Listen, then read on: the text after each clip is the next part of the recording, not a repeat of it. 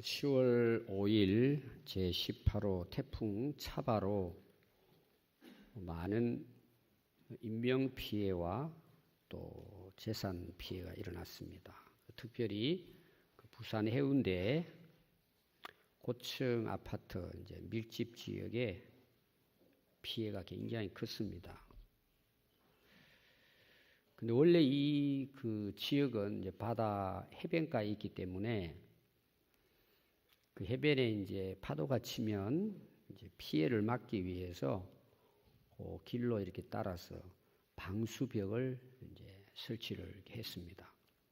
원래 그 방수벽이 그 물이 차오를 때 그 높이에 맞추어서 원래 설계는 2.5m 정도 방수벽을 쳐야만이 피해를 막을 수 있다.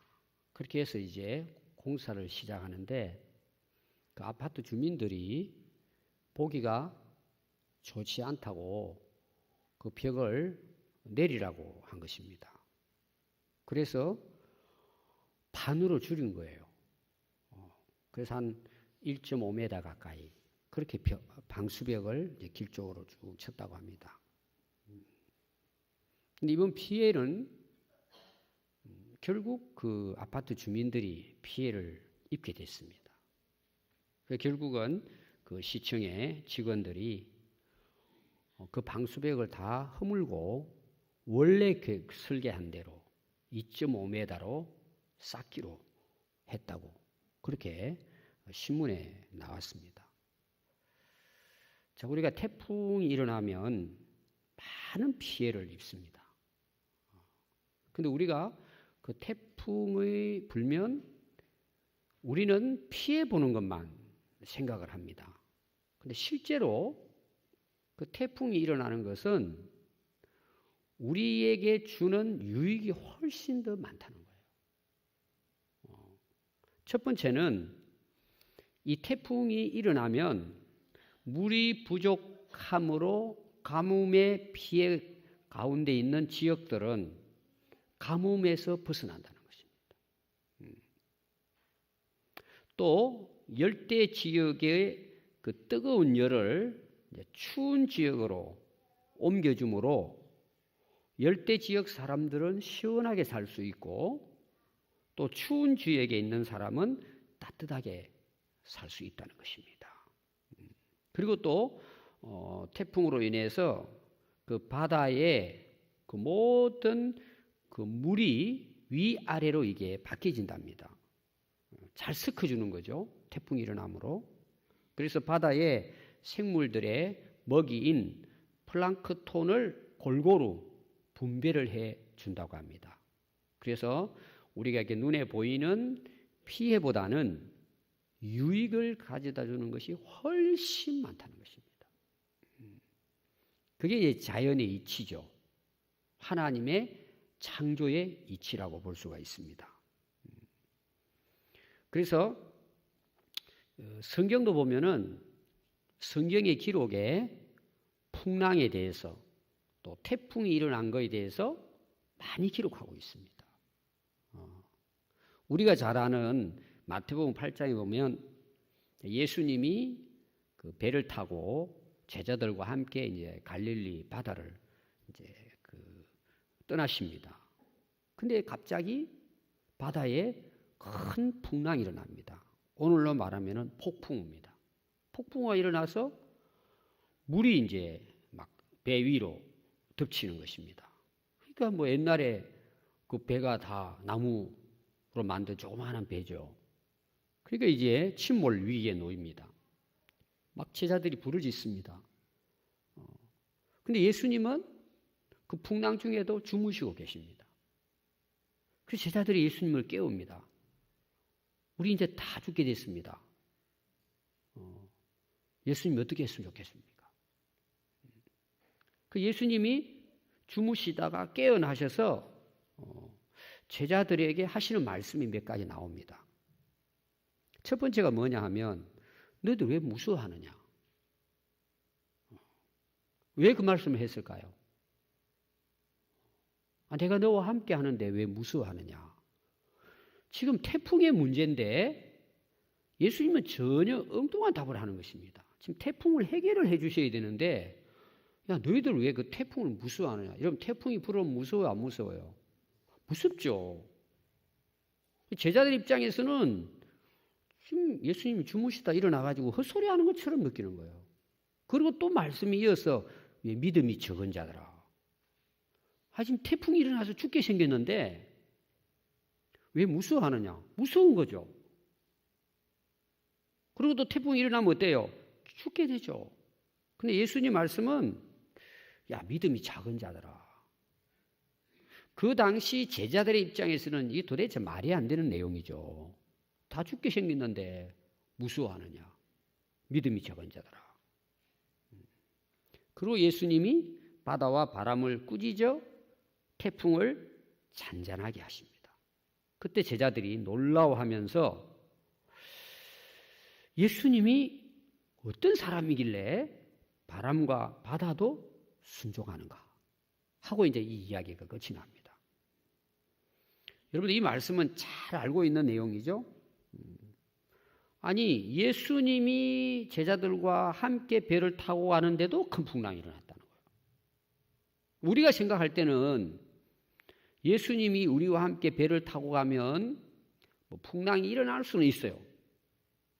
그런데 자기들이 타고 가는 배는 안전해야 되겠죠. 예수님 타고 가시니까. 그게 제자들의 믿음이에요. 이해가 되십니까? 지금 제 이야기가. 풍랑이 일어나는 건 일어나는데 우리가 타고 가는 배는 끄떡없어야죠. 왜? 예수님이 타고 계시니까. 이게 우리가 가진 믿음이에요.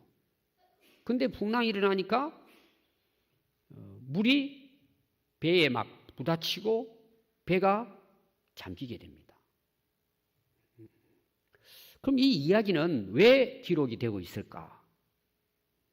우리는 태풍 때문에 무서워하고 태풍 때문에 죽었다고 생각하는데 예수님의 관심은, 하나님의 관심은 어디 있느냐?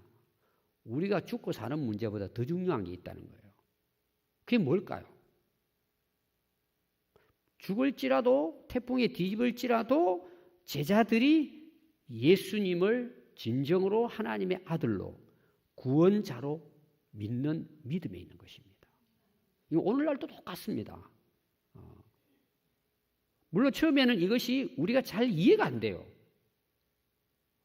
근데 지금도 하나님이 우리를 향한 관심이 어디 있느냐? 믿음이 있습니다. 믿음에. 근데 우리는 어떻게 하면 풍랑 안 일어나고 잘 먹고 잘 살 것인가? 예수 믿으면 세상에 태풍 다 일어나도 우리 집은 끄떡없어. 나는 괜찮아. 이게 믿음이 아니라는 거예요. 오늘 제 말씀의 초점이 여기 있는 거예요. 우리가 하나님을 아무리 잘 믿고 새벽 기도를 다니고 열심히 신앙생활을 해도 태풍은 불어옵니다. 물론 그 바람으로 부는 태풍도 있지만 뭐예요? 인생의 풍랑도 찾아오는 거예요. 내가 예수님을 믿는데도 불구하고. 그럼 오늘 여기 나오는 그 제자들의 풍랑의 이야기를 잘 들어보면은 예수님은 얼마든지 풍랑을 잔잔하게 하실 수 있죠. 우리가 인생을 살아가는 데 있어서 우리가 믿음의 사람들이기 때문에 우리에게는 아무런 어려움 없이 아무런 힘든 일 없이 예수 믿으면은 전혀 고생하지 않고 힘들지 않고 아주 그냥 편안하게 문제없이 살아갈 수 있다. 그건 우리의 믿음이에요. 우리의 믿음.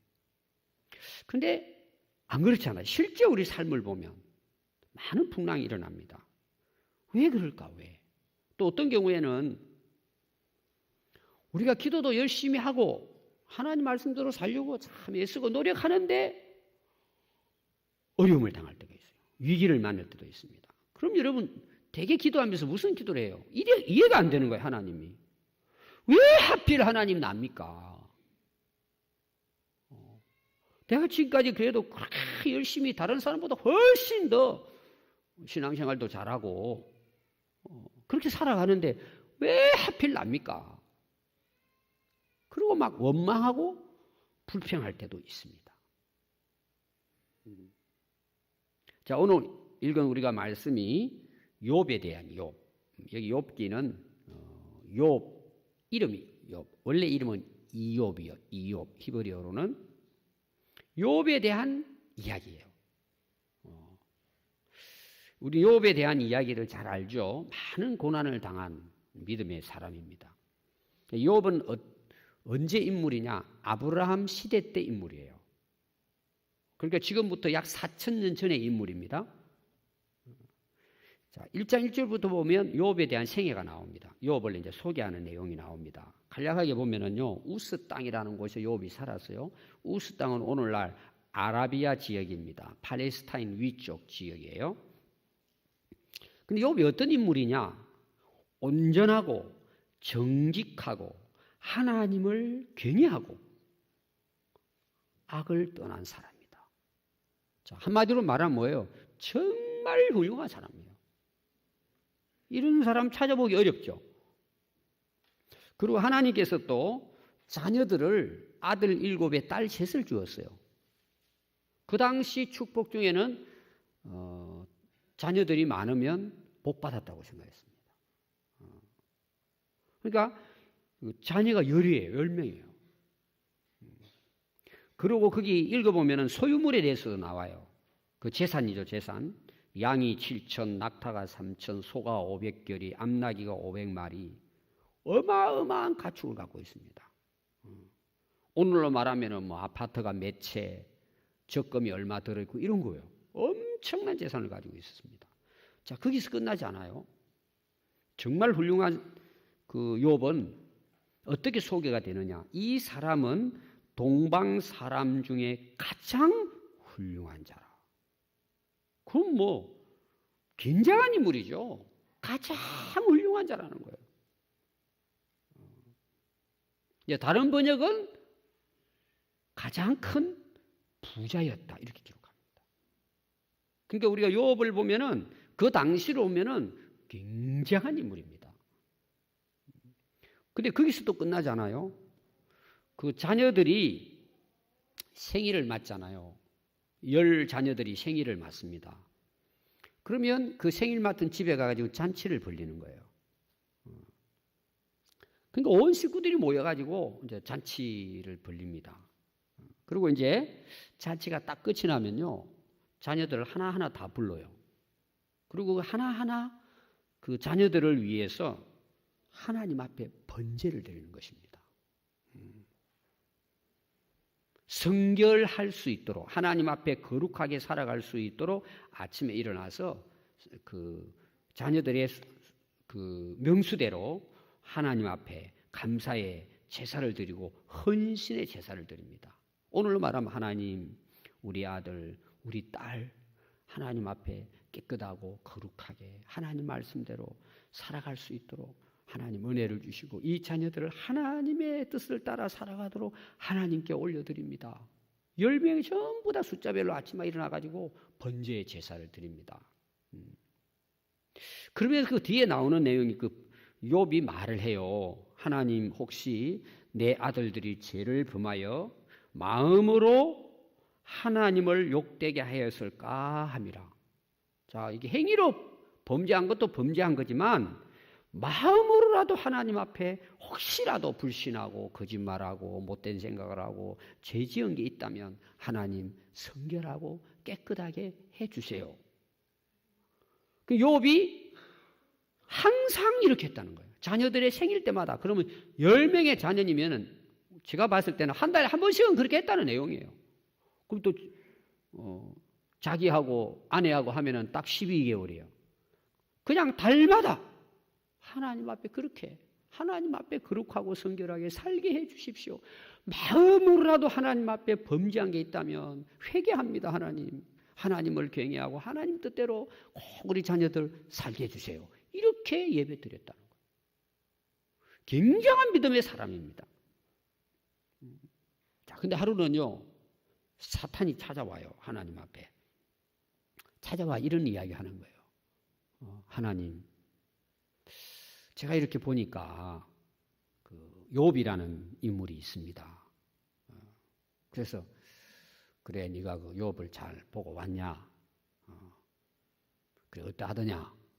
그랬더니 이 사탄이 하나님께 이런 말을 하는 거예요. 하나님, 욥이 하나님을 그렇게 잘 섬기는 이유를 알고 왔다는 거예요. 그게 뭐냐? 하나님 생각해 보십시오. 아들 열에다가 재산이 넘치고 뭔 걱정할 게 있습니까? 까닭 없이 하나님을 잘 섬기겠습니까? 아니 10아들 건강하고 이쁘게 잘 자라고 또 하나님이 거기 보면 울타리가 되어주시고 보호해 주시고 하나님이 먹을 거 입을 거 풍성하게 다 주시니까 그만한 복을 받고 하나님을 잘 섬기는 건 그 당연한 거 아니겠습니까? 하나님이 주신 소유물을 하나님께서 다 쳐버리십시오. 하나님이 주신 것들을 전부 다 치십시오. 그러면 분명히 욥이 하나님을 버리고 하나님을 원망하고 욕할 것입니다. 사단이 와가지고 욥에 대해서 그렇게 이야기하는 것입니다. 근데 하나님께서 그 사단의 이야기를 허락합니다. 그래? 나는 욥을 믿는다 이거죠. 다시 말하면 욥이 하나님 복을 받아가지고 뭐 이유가 있어가지고 자녀가 잘 되게 하고 사업이 잘 되게 해서 욥이 나를 그렇게 경외하고 믿는 게 아니라는 거예요. 하나님은 욥을 믿는 거예요. 내가 그에게 해준 것 때문에 그가 나를 믿는 게 아니다. 나는 그런 욥을 믿는다 이거죠. 하나님이. 그래 그러면은 욥이 가지고 있는 건 네가 다 치라는 거예요. 한번 없애보라는 거예요. 하나님 그걸 허락을 해요. 그래서 하루아침에 욥이 그냥 완전히 패망하는 겁니다. 모든 재산들 다 빼앗기고 남의 나라에 종들까지 죽임을 당하고 마지막에는 10자녀들이 가정에 모여서 잔치를 벌이고 있는데 태풍이 불어와서 완전히 그냥 집이 다 무너져가지고 압사돼서 다 죽어버리고 한 명도 살아남지 못하고 종들이 와가지고 욥에게 보고를 하는 것입니다. 그때 욥의 모습이 어떠했을까? 오늘 읽은 말씀입니다. 20절에 욥이 일어나 겉옷을 찢고 머리털을 밀고 땅에 엎드려 예배하며 이건 하나님 앞에 회개하는 모습입니다. 여러분 한번 생각해 보세요. 하루아침에 그냥 완전히 그냥 한순간에 다 잃어버린 것입니다. 그때 그는 겉옷을 찢고 이거는 가슴을 찢으면서 하나님 앞에 회개하는 모습입니다. 욥이 무슨 회개할 게 있을까요? 이제 마지막 보면은 욥의 회개 내용이 나옵니다. 그리고 하나님 앞에 엎드립니다. 할 말이 없죠. 어떻게? 하나님께 엎드립니다. 그러면서 욥이 고백하는 말입니다. 21절부터예요. 내가 모태에서 알몸으로 나오사온 적 아무것도 안 가지고 나왔다는 뜻이죠. 또한 알몸이 거리로 돌아가올지라 내가 아무것도 가지고 또 없이 이 땅에 와서 이 땅을 떠날 때도 아무것도 가지고 가지 못합니다. 주신 이도 여호와시요 거두시는 이도 여호와시오니 여호와의 이름이 찬송을 받으실지니이다. 하나님이 주셨으니까 하나님이 가지고 가시는 것은 당연합니다. 하나님이 찬송을 받으십시오. 하나님의 이름이 찬송받기를 원합니다. 이게 욥의 모습이에요. 욥의 진짜 믿음이에요. 그러니까 뭐예요? 욥은 까닭 없이 하나님을 믿었다는 거예요. 다시 말하면 하나님이 뭘 많이 내게 복을 주시고 은혜를 주셔가지고 그게 감사해가지고 하나님을 믿는 게 아니라는 거죠. 그게 이제 밝혀진 거죠. 다시 말하면 진정으로 하나님을 믿었다. 그런 내용입니다. 그러면서 마지막 22절에 보니까 모든 일에 욥이 범죄하지 아니하고 하나님을 향하여 원망하지 아니하니라. 자, 이걸 오늘 나누어 가지고 좀 더 세밀하게 말씀을 보려고 합니다. 욥의 고백이죠. 자신이 알몸으로 태어났기에 알몸으로 돌아간다. 이런 이제 믿음의 고백을 했습니다. 자, 이것은 누구나 다 알고 있죠. 뭐 믿는 사람이나 안 믿는 사람이나 이런 말을 다 합니다. 다 알고 있습니다. 우리가 빈손 들고 왔다가 빈손 돌아간다. 이거 다 알고 있죠. 공수래 공수거 다 알고 있습니다. 그리고 지금까지 이 세상에 태어나서 죽은 사람들 모두가 이렇게 살다가 갔습니다. 지금도 태어남과 죽음은 현재형으로 진행되고 있습니다. 우리 주변에 계속해서 이런 일은 일어나고 있습니다. 실제로. 여러분은 병원에 가보십시오. 태어나는 아이들이 있습니다. 어떻게 태어나던가요? 금수저 물고 태어나던가요? 아무것도 안 가지고 나옵니다. 여러분 장례식 가보십시오. 사람들이 노잣돈을 뭐 가져가라고 주는데 나중에 그 일하는 사람 다 빼먹어요. 못 가져가요. 또 부모님 돌아가시면은 평소 때는 제대로 챙겨드리지도 못하고 꼭 돌아갈 때 울면서 수의는 비싼 걸로 해서 입혀드린다고 울고 있어요. 여러분 그렇게 할 거 없어요. 그거 다 상술이에요. 제일 싼 거를 입혀드리시기 바랍니다. 왜 뭐 잘못됐습니까? 저는 평소 때 입는 옷을 입혀서 보냈으면 좋겠어요. 뭐 하려고 그 큰 돈을 들여가지고 그동안 잘못한 게 이제 자기 위로를 삼는 거지 돌아가신 분하고는 아무 상관없어요. 금으로 옷을 입혀보세요. 다 쓸모없는 거예요. 장례식 가보면 알아요. 빈손 들고 왔다 빈손 들고 가는 거예요. 아무런 의미가 없어요. 어떤 사람들은 뭐 옷고름이 잘못됐다고 고치래요. 그 옛날에 그 하는 분들은 이렇게 옷을 입힐 때. 그리고 또 묶을 때 왜 세게 묶었냐고 좀 풀라 그래요. 그거 다 부질없는 이야기들이에요. 저는 수없이 많은 장례식을 치러봤기 때문에 내가 속으로 참 한심해요. 한심해 사람들이. 살아 계실 때 추탕에도 한 그릇 사드리는 게 좋지. 돌아가신 양반 관을 뭘 비싼 걸 하냐. 수인은 얼마짜리를 하나. 다 상술이에요. 여러분 속지 마요. 할 수 있으면은 그냥 입고 계신 거 잘 입혀서 보내는 게 좋아요. 저는 그런 문화가 됐으면 좋겠어요. 여러분 가시는 분들이 뭐 가져가시던가요? 실제로 이것은 현실에 이렇게 일어나는 거예요. 그냥 왔다 그냥 가는 거예요. 누구나 다 그래요. 피투성이로 왔다가요. 알몸으로 돌아갑니다. 우리 인생은. 이것은 욥의 고백뿐만 아니라 이게 사실이에요. 우리도 다 고백할 수 있는 내용이에요. 그런데 왜 욥이 이 고백이 위대한 고백이냐는 거죠. 다 아는 내용을 이야기하는 건데 여러분 욥이 이 고백은요 심오한 철학도 아니고 신앙이 좋은 것도 아니에요. 사실상은 영적인 경지에 오른 것도 아니에요. 이 고백은 이거는 너무나 사실적이고 현실적이고 당연한 고백이에요. 누구나 다 할 수 있는 고백이에요. 근데 왜 이 욥의 고백이 위대합니까? 이런 최악의 절망 중에서 고백했기 때문에 그래요. 당연한 건데 누구나 다 그렇게 살다 가는데 이런 정말 절망적인 상황 가운데 욥은 이걸 신앙으로 고백한 거죠.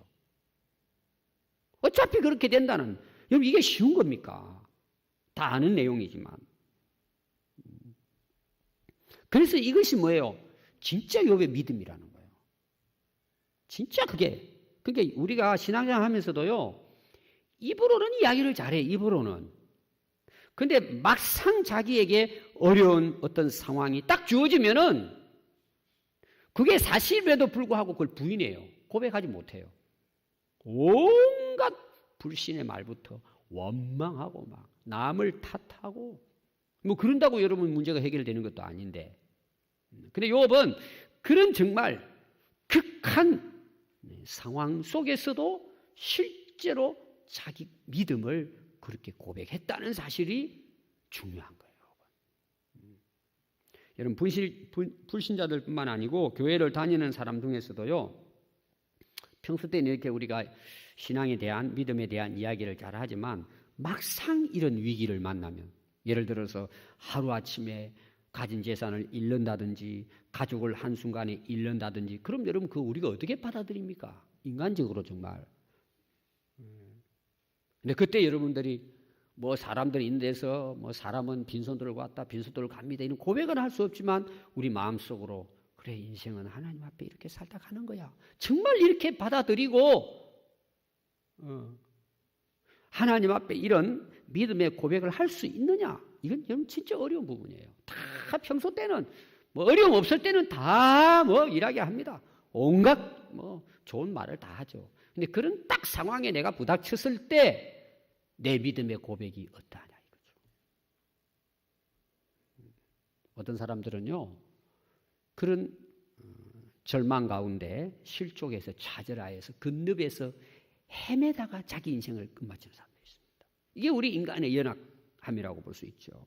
그래서 막 인생을 한탄하고 어떤 사람은 막 하나님을 향해서 원망합니다. 그래서 여러분 우리의 진짜 믿음은 풍랑 가운데에서 어떻게 반응하고 고백하느냐예요. 그게 진짜 믿음이에요.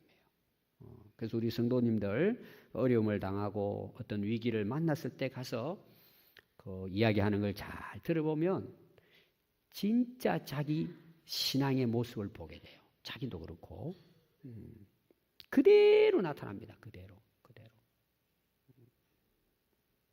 자, 두 번째 오늘 그 욥의 고백을 보면은요. 주신 이도 여호와시요 거두시는 이도 여호와이심을 믿고 고백을 합니다. 이 말은 무슨 말이냐 하면 욥은 세상 만물의 창조자가 하나님이신 것을 믿었습니다. 그리고 하나님이 자신의 인생의 주인 되시고 자기 인생을 결정하는 분인 것을 믿고 고백합니다. 자신의 인생은 하나님의 뜻과 섭리 안에 있음을 고백하고 하나님의 절대 주권을 인정하는 믿음의 고백을 했습니다. 우리가 잘 아는 것처럼 모든 생사 화복이 하나님의 손에 있음을 고백한 것입니다. 우리도 얼마나 많이 기도하면서 고백합니까?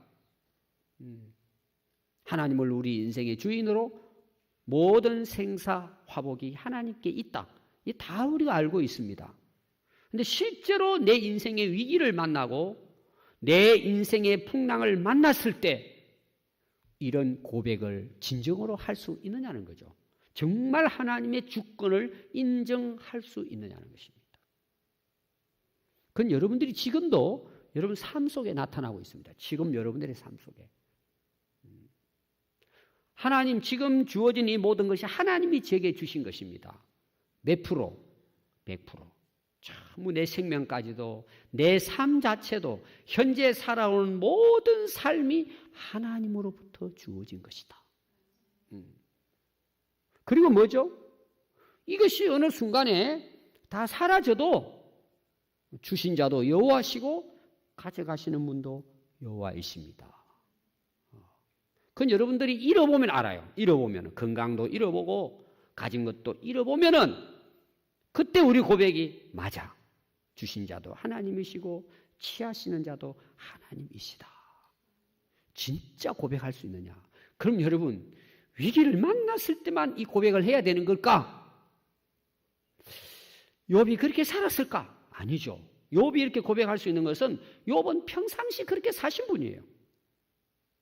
평상시 주신 것, 내가 지금 가지고 있는 것 하나님 다 주신 거죠. 인정했습니다.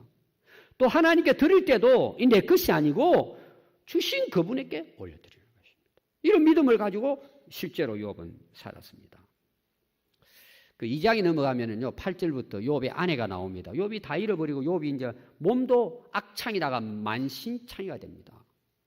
아내가 그걸 본 거예요. 어떻겠습니까? 아이들 다 잃고 재산 다 잃어버리고 남편은 완전히 이제 폐위돼 가지고 곧 죽게 생겼습니다. 아내의 모습은 어떠할까요? 아내가 얼마나 몸이 고통스러운지 기아장을 가져와가지고 막 긁습니다. 이 몸을. 피가 막 피투성이가 됐죠. 아내가 그걸 봅니다. 옆에서. 그래서 아내가 욥에게 와서 이렇게 말합니다. 당신이 이렇게 고통스럽게 이렇게 하여도 자기의 온전함을 굳게 지키겠느냐? 하나님께 대한 믿음을 지키겠느냐 이거죠? 그럼 뭐라고 이야기 안 하냐? 하나님을 욕하고 죽으라는 거예요. 그때 욥이 이런 고백을 해요. 그대의 말이 참으로 한 어리석은 여자의 말 같도다. 우리가 하나님께 복을 받았은즉 화도 받지 아니하겠느냐 하고 이 모든 일에 욥이 입술로 범죄하지 아니하니라. 오늘 여러분 우리 신앙을 돌아봐야 합니다. 받을 때는 좋아요. 받고 나서도 감사하는 게 아니라 더 달라는 거죠. 막달라 신앙이에요. 막달라. 막 주시옵소서 주시옵소서. 남 줄 줄은 몰라요. 하나님께 드릴 줄은 몰라요. 받는 것은 그냥 100%야. 아멘이요. 주를 위해서 하나님 나라를 위해서 내놓지 않는 거예요. 왜? 내 거라고 생각하는 내 거라고. 그러니까 아내의 생각은 받는 것만 복이라고 생각하는 거예요. 근데 욥은 하나님께로부터 복도 받았으면 화도 받아야지. 여러분 이게 쉬운 이야기입니까? 잘 되는 것만 하나님께 받아야지. 내가 왜 이 고생하냐 이거죠. 욥의 고백은 받는 것도 복을 받았으면 또 하나님이 화를 주시면 화도 받아야지. 이게 욥의 고백이라는 거죠. 여러분 우리가 복을 받을 때도 좋아요. 근데 내게 어려움과 위기가 찾아오는 것도 여러분 나중에 돌이켜보면 그것도 하나님의 은혜예요. 그 나중에 욥이 그런 고백 하잖아요. 막 엄청난 이런 막 고난과 고통에서 욥이 뭔 이야기를 해요? 내가 이렇게 힘들고 어려운 시련과 고난 중에 있지만 하나님은 이걸 통해 나를 단련한다는 거죠. 나를 단련해서 나중에는 순금처럼 빛나게 할 것이다. 이렇게 고백하는 거예요. 욥의 신앙 고백은 대단한 것입니다. 여러분 정말 우리가 우리 모습을 보면요. 복 받기는커녕 일찍 맞고 안 돌아가신 것만 해도 감사해야 돼요. 매 맞을 게 한두 가지입니까 여러분. 지금도 따져보면 봐주시고 기다려주시는 거죠. 여러분 정말 우리가 결론이 그렇겠지만 여러분 위기를 만나고요. 태풍을 만나는 것은요. 그게 다 불행한 것만 아니에요. 아까 제가 그런 부분 이야기했어요. 우리에게 유익된 게 얼마나 많은지 몰라요. 여러분 여기 앉아 계신 분들이나 많은 우리 그리스도인들이 언제 예수 믿고 변화된 줄 아세요? 위기를 만났을 때요. 전부 다 잃어버리고 나서 회복되어 있는 거예요. 회개하게 되고 자기를 알게 되고 진짜 예수 믿고 새로운 인생을 산단 말이에요. 복 받고 잘 돼 보십시오. 교만해가지고 난리칩니다. 얼마나 하나님께 뻔뻔스럽게 사는지 몰라요. 부끄러운 줄도 모릅니다. 못된 짓 다 하고도. 근데 갑자기 풍랑이 일어나가지고요. 한번 뒤집어 보면요. 이 사람 변화돼가지고 은혜 받는 것. 그건 우리가 생각하는 복하고는 비교할 수 없는 축복이에요. 사람들이 그걸 몰라요. 욥은 알았던 거예요. 그걸. 아니 내가 복을 받았으면 하나님이 화를 주시면 그것도 달게 받아야지. 이런 고백을 한 거예요. 그리고 더 중요한 게 뭔지 아세요? 그런 위기 가운데서도 하나님을 원망하지 않고 범죄하지 않았다. 자, 오늘 우리가 입술로 범하는 죄가 얼마나 많은지 모릅니다. 원망하고 불평하고요. 욥의 이제 그 놀라운 것은 좋을 때나 안 좋을 때나 하나님께 어떻게 하느냐? 여호와의 이름을 찬송받을지어다. 20절에 보면은요. 욥이 엎드려서 땅에 엎드려 예배하고 21절에 여호와의 이름을 찬송하였다. 자기의 상황이 절망적이고 한탄할 수밖에 없는 곳에도 하나님을 탓하지 않고 하나님을 원망하지 않고 하나님을 예배하며 찬송했다는 거예요. 여러분 시편에 보면은요, 마지막이 뭔 줄 아세요? 150편 마지막 6절에 호흡이 있는 자마다 여호와를 찬양할지어다. 할렐루야. 호흡이 있는 자마다 하나님을 찬양, 하나님을 경외하고 예배 드리라는 거죠. 오늘 우리들의 여러분 예배의 현 주소를 한번 보십시오. 오늘 우리가 하나님께 드리는 예배를 제가 계속 강조하는 내용이에요. 예배의 타락은 인생의 타락이고 세상의 타락입니다. 예배를 근성으로 드리는 거예요. 자기 기분대로 드리는 거예요. 예배를 그냥 구경 왔다가 저 뒤에 앉아서 그냥 구경 왔다가 돌아가는 거예요.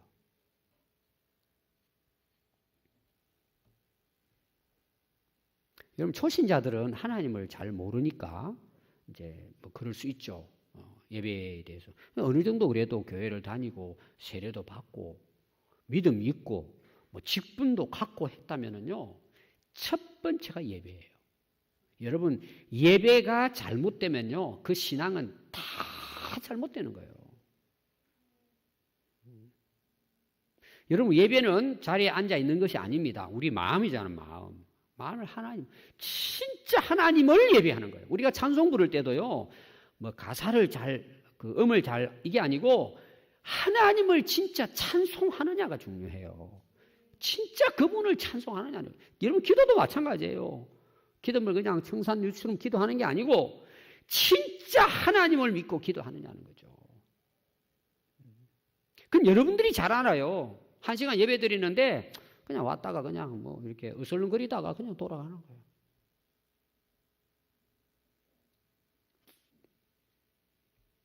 제가 예배 결석한 사람들에게 이제 전화를 한 번씩 하잖아요. 그럼 결석한 이유가 있어요. 이제 목사님, 여러분들 여기 중에도 그런 사람이 있을 거예요. 어떻게 지난 주일날 어떻게 빠지셨어요?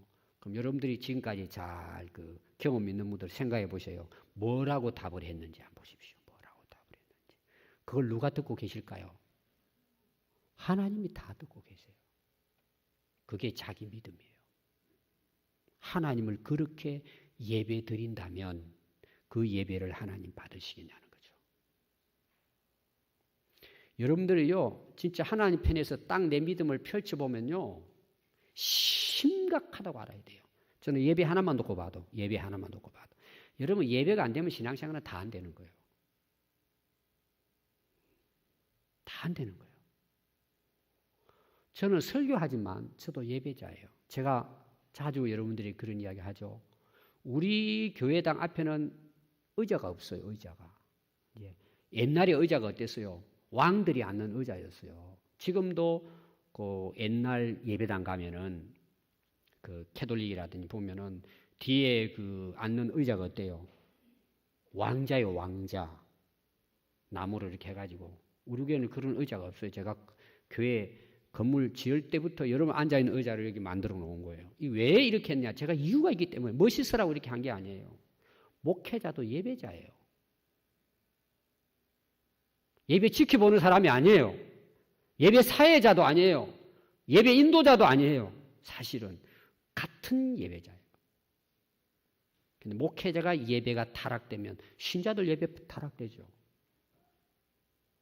두렵고 떨림으로 예배 드려야 되는 거예요. 하나님 앞에는. 저는 예배 드리러 오면 첫 번째 기도가 하나님 오늘도 경외하게 해주십시오. 저는 기도가 하나님 경외하기를 원합니다. 두렵고 떨림으로 예배 드려야죠. 하나님 앞에. 여러분 예배가 장난치러 오는 것도 아니고 놀러 오는 것도 아니고 구경하러 오는 것도 아니고 설교 들으러 오는 것도 아니고 은혜받기 위해 오는 것도 아니에요. 하나님께 드리러 오는 거예요. 예배. 근데 예배가 우리 마음속에서 사라져버린 거예요. 이제 형식만 남아버린 거예요. 그러니까 한국교회 어떻게 돼요? 세상에 나가도 빛이 되지 못하는 거예요. 아니 하나님하고 아무 상관없는 신앙생활을 하는데 어떻게 세상에 나가서 예수 믿는 사람이 빛이 되고 세상에 나가서 하나님의 뜻을 이루고 하나님의 이름을 어떻게 높일 수가 있습니까? 예배당 안에서도 안 되는데 불가능한 거예요, 여러분. 그래서 세상이 타락하는 거예요. 여러분 우리가 예배를 온전히 드리지 않는데 어떻게 하나님을 만날 수 있습니까? 어떻게 하나님의 말씀을 듣고 깨달을 수 있습니까? 어떻게 그 찬송이 하나님께 찬송이 되겠습니까? 다 형식적으로 끝나는 거예요. 그래서 시간 좀 흘러버리면은 교회는 문 닫게 되는 거예요. 왜? 하나님이 떠나시기 때문에. 하나님이 그런 예배를 받으시기 위해서 이 예배당에 오시겠습니까? 여러분, 하나님이 예배당에서 떠나시면 교회는 타락하고 교회는 문 닫습니다. 여러분들의 자녀들이, 여러분들의 가정이 하나님을 예배하는 걸 우선으로 생각하지만 하나님 여러분 가정을 떠나십니다. 그게 어떻게 오십니까? 우리 자신이 마음으로 하나님을 예배드리지 않는데 어떻게 하나님이 우리와 함께 하십니까? 떠나십니다. 그럼 타락되는 거예요. 그럼 세상과 같이 그냥 짝하고 사는 거예요. 주일날 예배 드리러 안 나오셨습니까? 그럼 저 제주도에서 뭐 친구 따라 어쩔 수 없이 놀러 갔다 그래요. 여러분, 이런 거 회개해야 되는 거예요. 1967년 미국에요, 유명한 대학의 교수 김춘근 교수님이 계세요. 그분이 37살에 갑자기 쓰러져 병원에 입원을 했는데 의사의 진단이에요. 사망 선고예요. 세상에 어떤 의술로도 당신은 치료할 수 없습니다. 그리고 얼마 안에 살다 갑니다. 사망 진단서를 내렸어요. 그때 이분이 비로소 기도다운 기도를 한 거예요. 교회는 다녔는데 자기는 목숨을 걸고 기도했답니다. 한 분만 살려달라고. 그때 기도하는데 자기 회개한 게 첫 번째가 뭐였느냐? 교만의 죄를 회개했다. 자기가 잘나가지고 이렇게 젊은 나이에 교수가 돼가 잘 나가는 줄 아는 거예요. 철저하게 교만을 회개했답니다. 그래서 하나님께서 다시 살려주시고, 그리고 나중에 그가 그 간증집을 썼어요. 혹시 여러분 제가 한번 소개했을 거예요. Why me라고 하는 Why me. 왜 납니까? 왜 나? 왜 납니까? 하필 하나님 왜 납니까? 그 기도했다는 거예요. 하나님 왜 하필 납니까? 내가 뭘 잘못했는데. 그러고 시작을 했는데 나중에는 자기 교만인 걸 알아.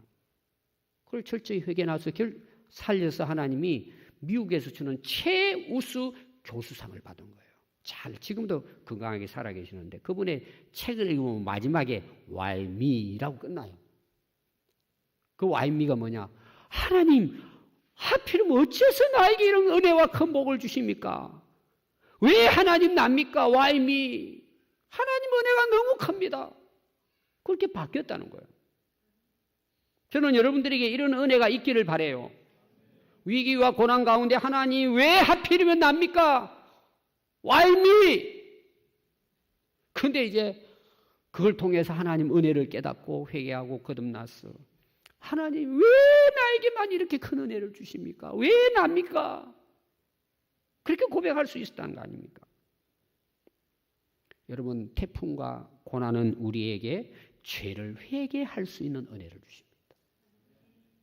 그래서 나를 구원해 주십니다. 영생을 선물로 주십니다. 그리고 하나님의 뜻을 깨닫게 해주십니다. 내가 왜 살아야 되는지 하나님의 섭리, 하나님의 계획을 깨닫게 하십니다. 그래서 우리를 성숙하게 만들어서 세상에 빛이 되게 하고 하나님의 거룩한 백성으로 성숙하게 해서 하나님의 뜻을 온전히 이루어드리는 인생을 살아가도록 은혜를 베푸신다는 것입니다. 이런 은혜가 오늘 예배하는 우리 평안교회 모든 성도들 위해 함께 하시기를 바랍니다. 기도하겠습니다.